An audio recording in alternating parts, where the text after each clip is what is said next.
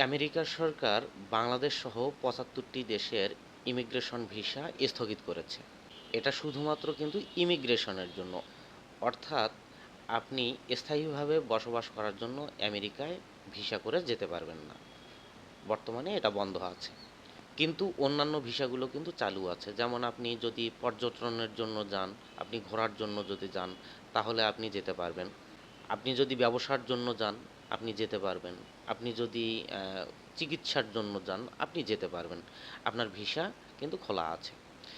কিন্তু আপনি স্থায়ীভাবে বসবাস করার জন্য, ওই দেশের নাগরিকত্ব নেওয়ার জন্য বা গ্রিন কার্ড নেওয়ার জন্য আপনি কিন্তু এখন ভিসা পাবেন না।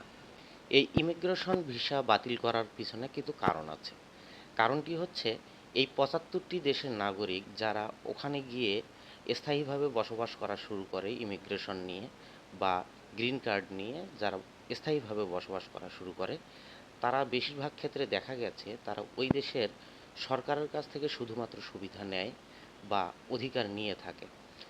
এরা কিন্তু ওই দেশের কাজে খুব কম লাগে বা দেশের প্রয়োজনে এরা কাজ খুব কম করতে পারে।